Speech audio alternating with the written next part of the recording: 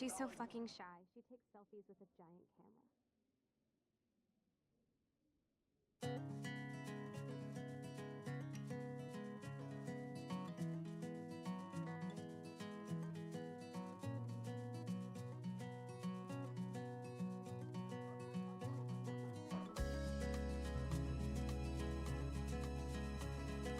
Hello gamers, I'm sure if you've seen more than, let's say, one of my videos, you probably heard me compare some game to Life is Strange, and just generally talk very highly of the series, especially the first game. And well, it's been a while since I've done a playthrough of the game, so it's time I finally put my money where my mouth is and talk about the game I compare so many others to. And unfortunately it didn't go as well as I would have hoped. But first, for those of you who haven't heard of the game before, let me quickly tell you what Life is Strange is all about. Life is Strange is an episodic, choice-based, semi-walking simulator adventure game developed by Don't Nod Entertainment and published by Square Enix. The game was released episode by episode, there being 5 episodes throughout the year of 2015, with the first episode being released on the 30th of January. Life is Strange 1 followed the life of Maxine Clawfield as she comes to grips with her new power and also tries to survive being a teenager. And then there is Life is Strange Before the Storm, a prequel game following everyone's maybe favourite, maybe least favourite character from the first game, Chloe Price. And well, all I know about that game is that I haven't played it yet, so all I know is that Chloe's in it. But it's okay, that's next on the list.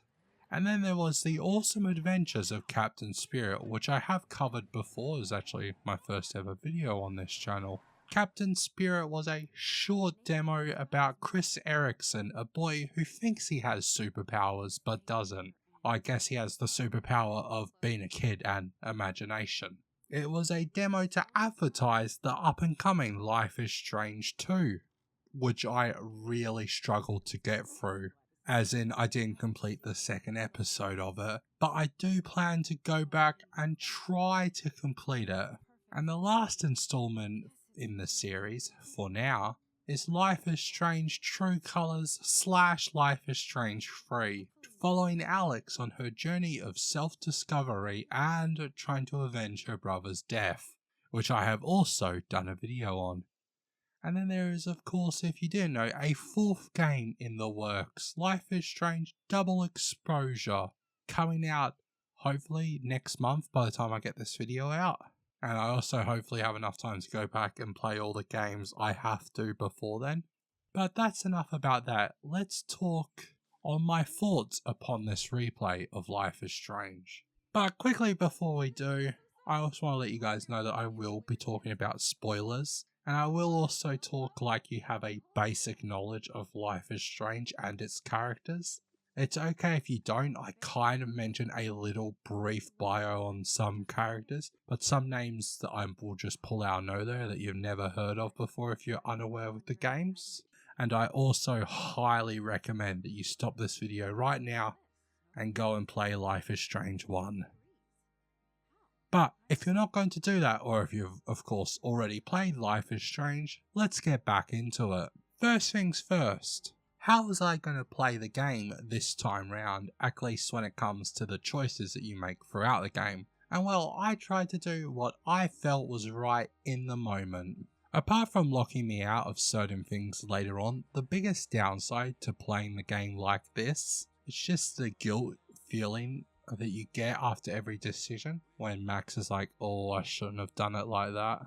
And well, she doesn't have to, as if you didn't know, Max's power is to rewind time.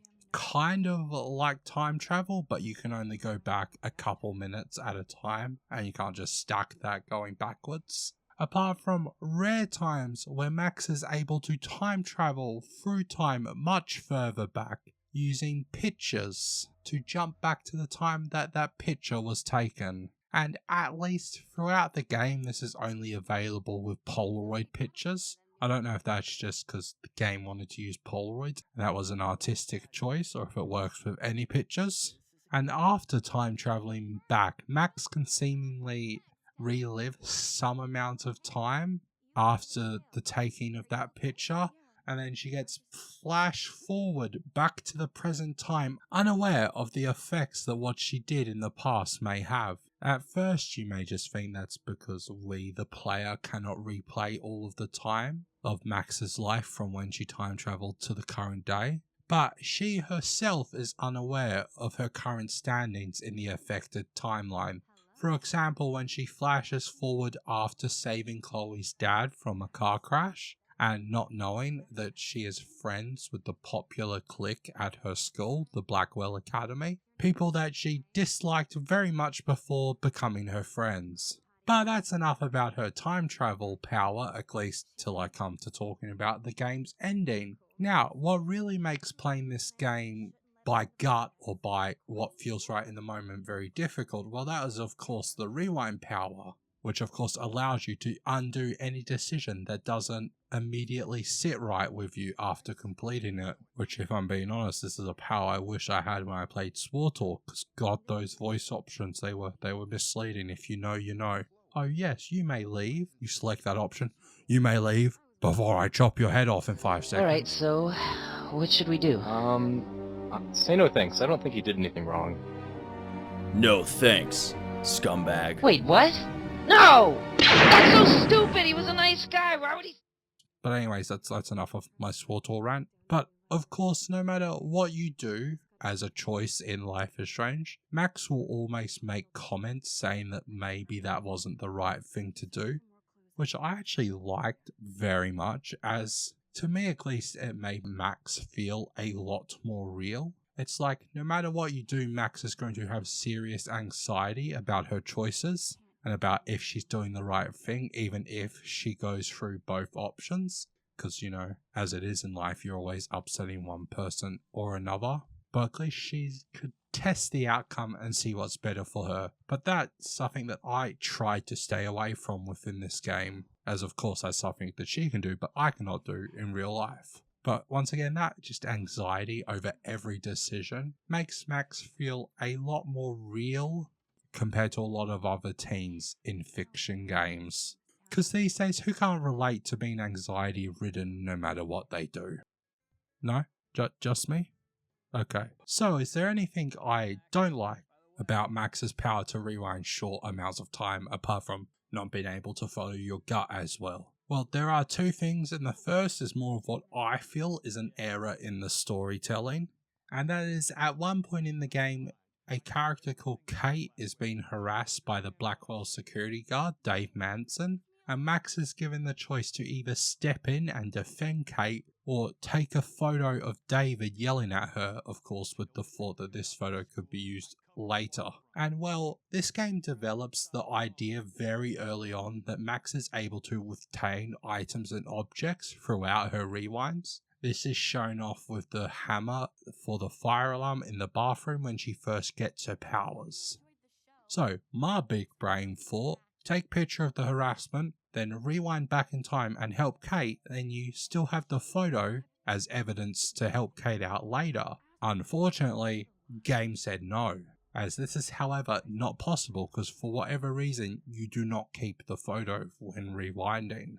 I don't know why. I assume the developers just didn't think about it that much or didn't intend for you to do both on an important decision you make within the game. But that is the first issue I had with Max's rewind power, which is less of an issue with her power. What is the second, you ask? Well, firstly, thank you for asking.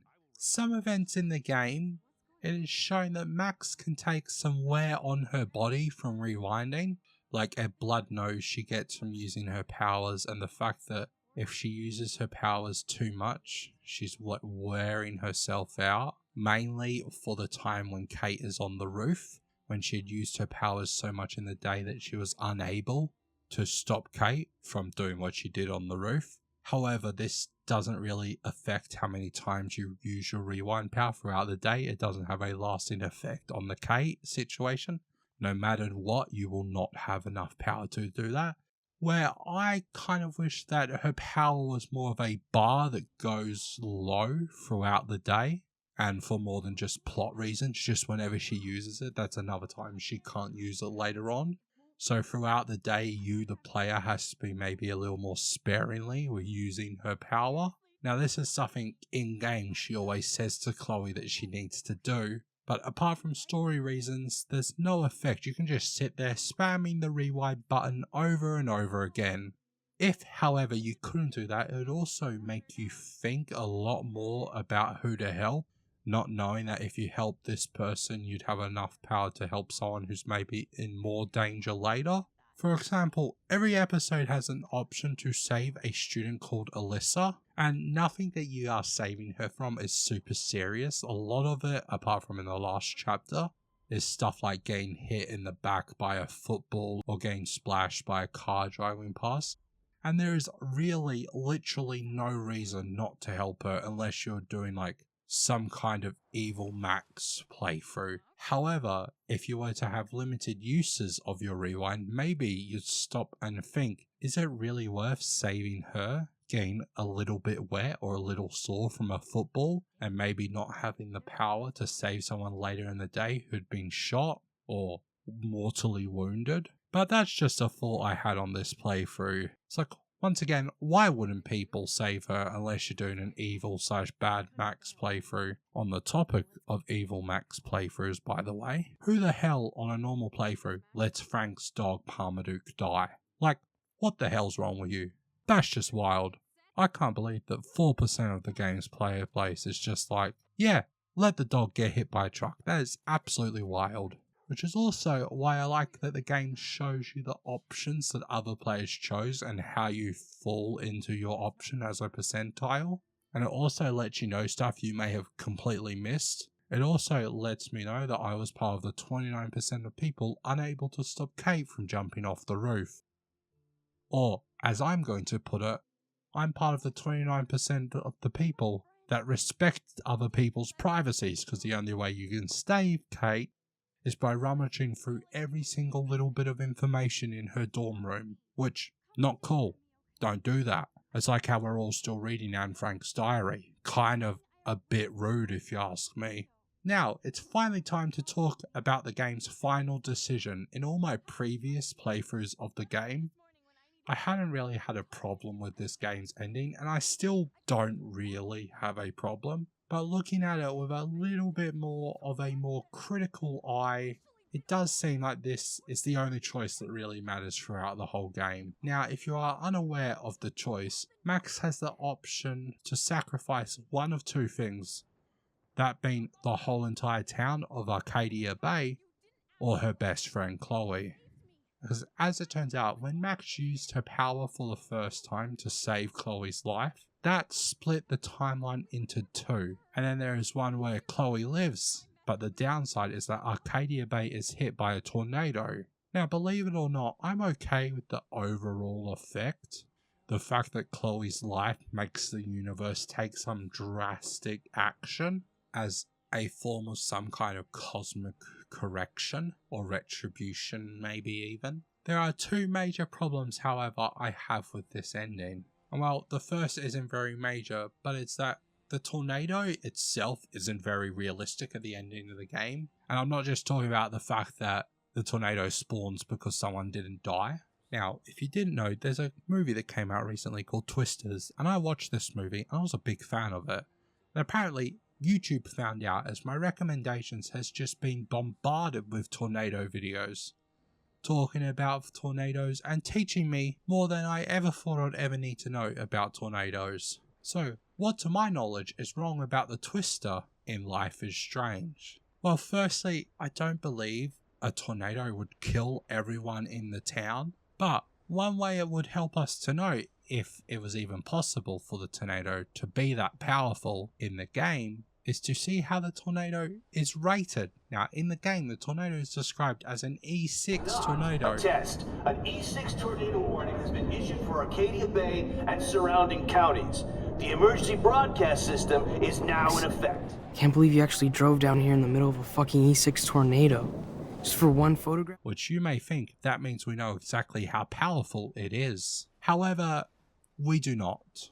as the E6 tornado is not a real way to grade tornadoes.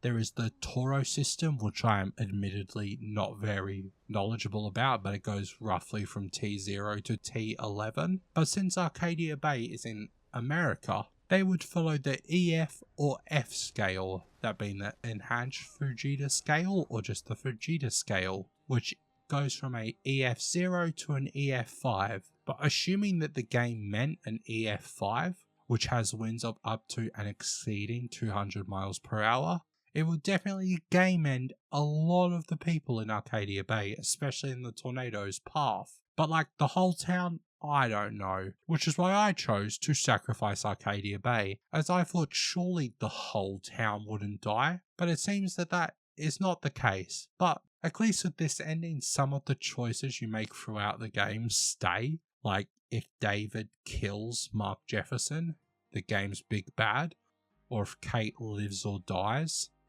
The other option is to sacrifice Chloe, where Max uses the photo time travel power to go all the way back to the start of the week using a photo of a butterfly Max took in the bathroom right before Nathan and Chloe went in there, listening to her best friend, who she technically hasn't even met now during her return to Arcadia Bay, getting shot. And my biggest problem with this ending is that it undoes all your decisions, like literally all of them. Like, Kate is saved either way, even if you're like me in that 29% that were unable to convince her to step off of the ledge. And Mark Jefferson is arrested with Nathan. But even with saying all of this, this is by far the right ending, even if it's not the one I chose. And you can tell that by its perfect ending cutscene. The ending cutscene for Sacrificing Arcadia Bay just has Chloe and Max driving through the desolate town. But the ending for Sacrificing Chloe, oh boy, that's enough to make a grown man shed 3 singular tears. Even if you're not the biggest fan of Chloe, the only thing I could possibly think of to make this ending hit even harder in the gut is that if you have the butterfly that lands on Chloe's coffin fly out and land next to the deer that follows you around the game, which if you know the significance of that deer, you understand. But that's just me, and at the end of the day, this ending may not be as good as I remember due to a certain factors. I still very much love this game and will continue to play it and highly recommend that you check it out. Thus why during this video, unlike my other videos, I did not want to talk about the story or a lot of the choices you make, as it's just really something you should play for yourself. I just tried to bring up the story beats I think I needed to make my point in this video. And even though, of course, this was mainly a negative video on certain aspects of Life is Strange, it was very few aspects that I was negative about. And even the stuff I was negative about here, how much of it really matters? Because I still like the Sacrifice Chloe ending. And the rewind power, it's a cool power, I just wish there were more consequences with it during general gameplay. But either way, all those issues I mentioned still, it just affects very little in terms of this game's overall greatness, in my opinion. But anyways, that's it for me. If you like the Life is Strange series, make sure to subscribe to check out my next video, which will hopefully be on Before the Storm, the prequel game to Life is Strange 1. I have already started to play the game. However, I might actually release this video, then do my Mafia 2 video, which I have already scripted, recorded and edited. But I might release that after this one, just as sort of a gap between Life is Strange content, because I also want to play Life is Strange 2 before the release of Life is Strange Double Exposure. But then I also want to release a video on all the Mafia games before Mafia, The Old Country, and what other game, there's another game coming out. Maybe I want to do a couple videos on the older GTAs before the release of GTA 6, but I mean, we all know that game's gonna get delayed for 5 years anyways, so I'm good there. But anyways, that's it. Subscribe and I'll see you in the next one. Get ready to haul ass.